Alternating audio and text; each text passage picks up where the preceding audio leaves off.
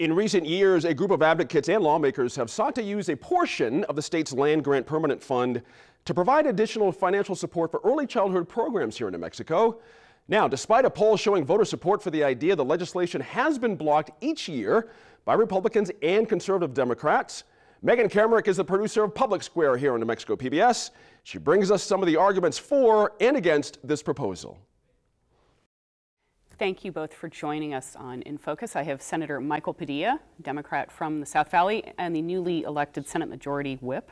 Congratulations. Thank you, Megan. And Larry Langley, you're President and CEO of the Business Roundtable. Correct. Thank you for coming to talk about funding early childhood programs. So, Senator Padilla, you plan to sponsor legislation that would let voters decide if we should use more money from the state's land grant permanent fund to expand early childhood programs. Just tell us briefly what this would do. Well, essentially today we have upwards of 48,000 children that do not have access to high quality early education. What this legislation does, or home visitation services for the firstborn child in the home. What this legislation does is it gives the voters the ability to decide if they want to take just 1 additional % off of the returns off of our land grant, our permanent land grant fund, to fund those programs. It does not touch the corpus in any way, shape, or form. If you look at the past 30-year return, or average return for the land grant fund, it's been about 9.3%. So today we take 5.5% of that 9.3% and we fund public education with it. We simply want to take another 1% to 1.5% to give our kiddos the right start right off the bat. A great handshake of high quality early education services as well as home visitation services for the families. And what this does is it truly turns the New Mexico economy around. And folks ask me, well, God, how does that do that? It immediately will infuse about $100 to $150 million across the state to build these programs out, to hire the home visitors, to hire the early education specialists. It'll produce, wherever it's been done in the world, it has produced significantly higher reading scores at 3rd grade, higher math and science at 8th grade. It'll quash our dropout rate, which in some years has been as high as 46%.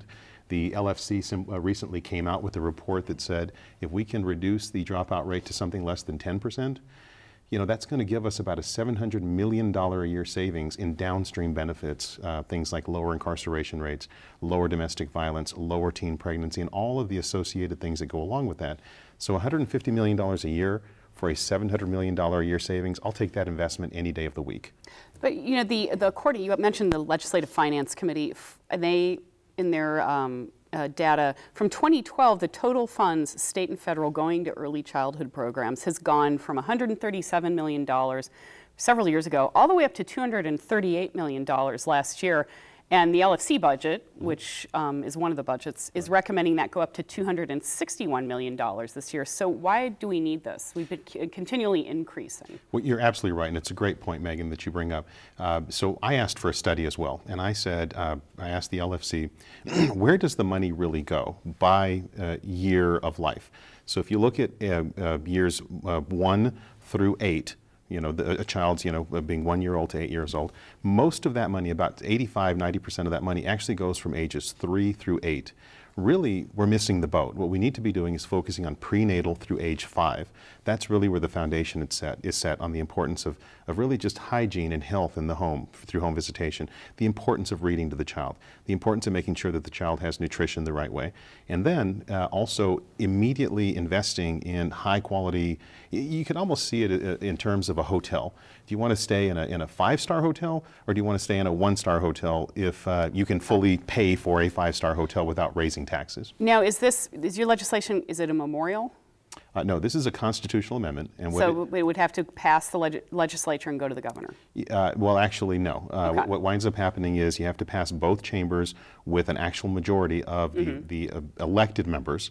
So therefore you have the first seal of approval, if you will. It bypasses the governor because it's a constitutional matter. Then that goes into the next, biennial, I guess is the right term, election process, and it goes straight to the voters. And what I say is, you know, let's let the voters decide. The beautiful thing about this legislation is it doesn't raise taxes on a single New Mexican. Yet we can provide these services today. I'd rather do that now than to see another generation of New Mexicans, become part of those statistics that I called out earlier. Larry. Yes. You are in the Business Roundtable support expanding early childhood programs in New Mexico. I'm interested to know why the business community supports this, but also why you don't necessarily agree with this approach. Well, to Senator Padilla's benefit, everything he said so far, with the exception of tapping the land-grant fund, you know, I would be his best cheerleader for, because we do agree with everything that he said. We believe it's a great economic boost. We believe providing for early childhood care and education in New Mexico certainly supports the business community in a multiple of ways. Yeah, why is that? I don't know if people Well, I understand think that. it certainly, our current workforce, it certainly allows them to be free to work, to have quality child care for their children. It also is building our workforce for the next generation that we have to begin looking at. When we look at the complexities of technology and how things are changing in this country at a very rapid pace, my colleagues around the country are telling us that technology that's taken 12 years to get from 12 years ago, when a student that's graduating from high school now, this spring, when they started school, there were more fax machines in offices in Albuquerque and in New Mexico than there were computers. And so technology has changed that much in 12 years. My colleagues in large companies around the country are telling us that technology is going to change more in the next 6 months than it has in the last 12 years. So we need to focus, and where I think my aha moment was in early childhood care and education, and where I've tried to bring the business community in our state, is to understand that the whole mental development, the brain development, is so crucial, because we've got those first 3-4 years of life that the brain is 90% developed. So we have to focus on that. We have to make sure that we're keenly aware that cognitive development, social development, all kinds of skills development is actually happening with that brain development. So not that we want to make a widget and force this kid into a specific career down the path a little ways, but we do need to make sure that they've got every possibility to have their brain developed correctly, to have all the resources at their disposal, so that as they move through that very fast 12-year, 18-year pipeline before they're going on to post-secondary education and into the workforce, that they're ready to step into the 21st century work skills. So you're all for tapping the land-grant fund? We're not for tapping the land-grant Well, fund actually, at all, but we're certainly in sync with Senator Padilla and everyone, I think. Not everyone. I mean, there's certainly a lot of holdouts around this state. Why not tap the fund? Well, actually, can I jump in here? It's not tapping the fund, I'm sorry. It's taking a larger, yeah, go ahead. And so I think it's really important. That's an important point. And my good friend, you know, Larry Langley, I'm learning more about your goals and your organization's goals, and I respect them very much. And what I would say is we need to stop using the term tap. Right. Okay. Nothing in this proposal calls for us to touch the corpus of Which the is land about, grant right now, fund. about $15 billion. Exactly, and it grew about $3 billion through the biggest economic downturn that the state of New Mexico's ever seen. It grows through investments, it grows through oil and gas. Exactly, Okay. but I want to just, you know, one more time, you know, say that the word tap needs to be erased from this discussion. You know, if you look at, we agree with and doing away with if that you look term. at all of those years ago when the foresight of our legislature back in the 20s created this fund, what a beautiful thing, you know, that they did. This legislation that I'm sponsoring and proposing here actually has safeguards in it as well. If the funds aren't there, the programs just don't exist. So if the fund drops to a certain level, exactly, then you won't take that extra. Exactly. So the right corpus now is completely protected. The corpus is producing about 9%. An average 30-year of return is return. about 9.3%. Okay. And so right now we're taking about 5%. Well, we're taking 5.5 for public education. We just want to take another 1%, 1.5%, depending on how we can get it through the For early legislature childhood. for early education. And the other thing that does, and I'm a business person myself, it's the whole reason I got involved in this activity as well. I was working on this for 2 years before I became a legislator. You know, if we focus on those first 5 years of life, and that 1%, and we spend that 1% to do that, then can you imagine the return that we're getting on the 5.5%? It makes that 5.5% a great investment for us, because we're setting up, it's like building a home. Would you rather build a home with plywood or with oak wood? So tell me your concerns about doing this. Multiple concerns, but let me start first with saying we concur with the fact that if you could look at the land grant fund and look at the money that's spent and how it is, then I think there's certainly some room there for talk and negotiation. However, here's the facts regarding the land grant fund. When you look at the land grant permanent fund for New Mexico, it was set up in 1910 through the 1910 Enabling Act. And some people say, well, gosh, that was a long time ago. Shouldn't we change something that was produced in 1910 before the state even became a state?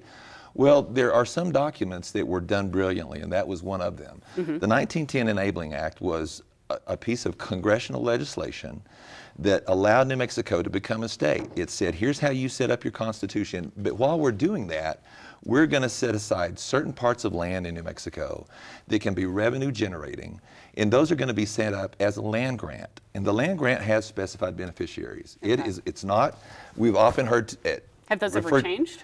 Well, it has changed some, Okay. but predominantly it was set up as a trust fund. It was never a rainy day fund. We've often heard it say that, well, it's raining in New Mexico, let's go after the land grant fund, let's raise the distribution level on it. Well, it's not a rainy day fund. It's actually not a savings account. It is a trust fund, and it has trust fund babies. And those trust fund babies are 21 beneficiaries, specified beneficiaries that were set up in 1910. There's been one or two added since. However, the one that's been added since has never generated 1 penny. So I think the complexity of the land grant fund itself is where we really need to backtrack a little bit and say, this is not something that's going to work for 0 to 5. If we're looking at early childhood care and education, and again, there's different definitions of what range that covers. If we're talking about our youngest, if we're talking about home visitation, things like that, then we really are looking at 0, birth to age 5. And right now, K-12 receives, as the senator said, K-12 receives the lion's share of the land grant fund. They are a specified beneficiary.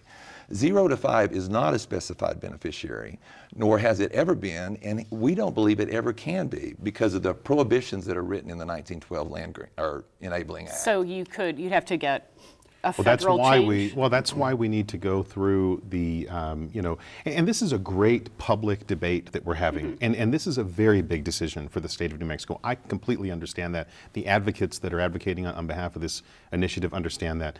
That's why we have to go through our Constitution. We would actually have to go to Congress as well. But the likelihood is an item like this, if approved by the voters, and that's why we want to put it in the voters' hands. And by the way, there is over a 3-year period, 2 major polls have been taken on this particular topic. We've seen, you know, upwards of a 75, you know, almost 80% approval rating from the state of New Mexico. And this is every quadrant of the state of New Mexico now supports this initiative. Why not take it to the voters, Larry? Well, I think we could take it to the voters if the voters were educated and knew all of the pieces and complexities. So you're of afraid this. that they might vote on this not quite well, Well, understanding? I believe the voters are very well educated. I believe they are exactly the people that should take charge of their land grant fund and determine how that is managed. I believe the voters are educated, but I don't think they know all the details and the prohibitions. For example, let me tell you the one big prohibition that's in the act itself for 0 to 5. It says very clearly in Section 8 of the Enabling Act that none of the money of the land grant fund forever is to go to faith-based or private. Well, Okay. that's not what we're But proposing Well, here but some either. of the providers But- that are offering these services are 100%. Actually, they're not. Actually, they're not. The money would not go to them. 100% of the providers 0 to 5 in the state right now are either faith-based or private. We have no public ones. They're faith, all of them, 100%. You can check with CLYFD. We've done our homework. Is We that understand. changeable? Is that something? How would you address that? Certain funds that we have would go, you know, to faith-based operations, and certain would not. This particular money would not. Okay. You know, and I do want to go back to, you're right, the Constitution, constitutional amendments on these items are written in a certain way.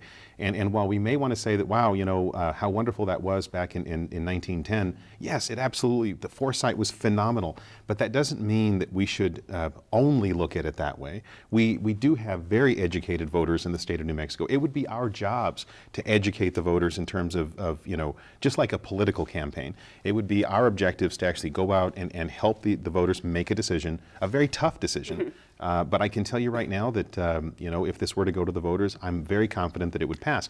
Another thing that I want to point out just very quickly is if you look at the investment by doing this, wherever this has been done in the world, you know, whether it's in the United States or Italy or wherever it's been done, you have Dr. James Heckman from the University of Chicago actually has done extensive research on this and has found that by implementing programs like this, you get a 13% return per child per year for the rest of that child's life.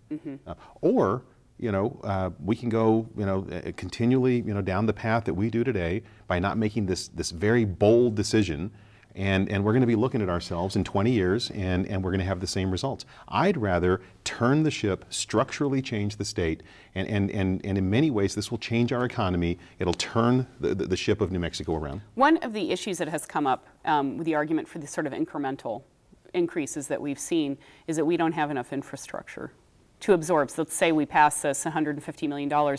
We don't have enough programs and infrastructure in the state to absorb those funds. Well, I thought it was very interesting. Dr. Beverly McClure, head of the Association of Commerce and Industry, and I served on the ACI board, gosh, I want to say for about 6 years, from I think it was 02 to 08 or something like that. It's been a while.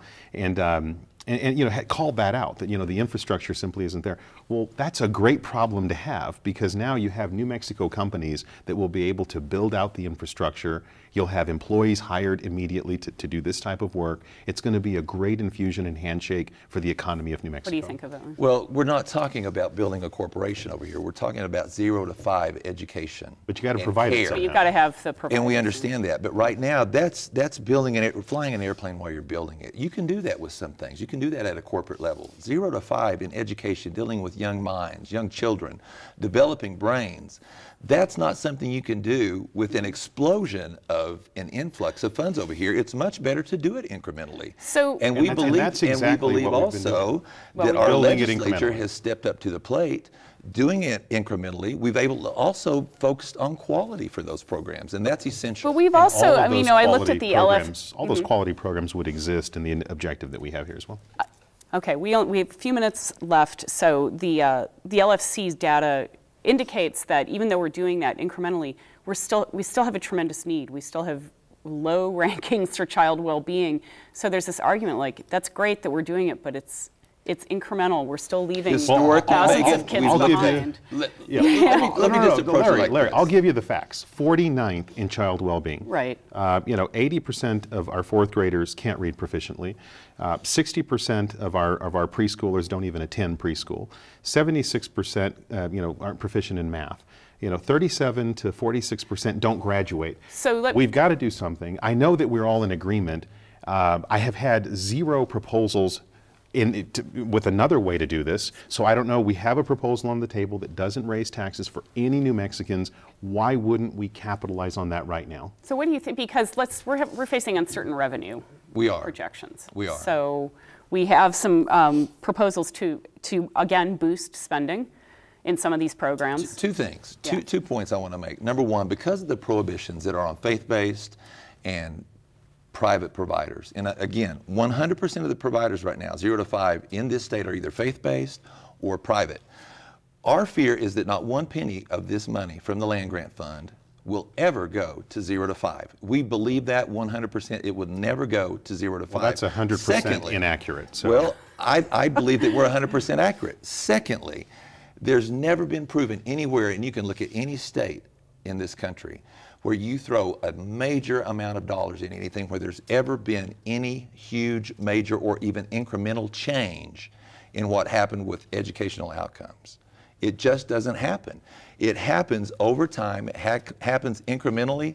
Would we love to just have $20 billion in this state to look at, even if we had $20 billion to add to early childhood care and education? If we threw all of that at it at one time, I think we would have the biggest mess ever. I think we would still have to do it incrementally, build good infrastructure. 30 seconds. Yeah, the challenge that we have is, you know, we are a state that doesn't look, you know, 3 or 4 feet ahead of ourselves. You know, you're right, you know, Larry, we absolutely you know, need to take incremental steps. We've been taking over 100 years of incremental steps. We have to start somewhere. We have to do this now. You know, the other thing on revenue projections that I'll just call out for you is, yes, you're going to see some decline in gas prices and the revenue that comes from gas prices, but we're actually seeing revisions now, because now suddenly people have money in the bank account at the end of the month now that they've seen the lower gas prices to maybe put in that new air conditioner for summer that might be coming up, or a few other things that may be happening. So while we're going to see decreases in certain areas, we're actually going to see increases in gross receipts tax and other things in other areas. Okay. Well, thank you all for coming and talking about this. I know it's very complicated. I appreciate you being civil in your disagreement and thoughtful about the discussion. Thank you, Megan. Thank you, Senator. Thank you, Larry. Thank you, Megan.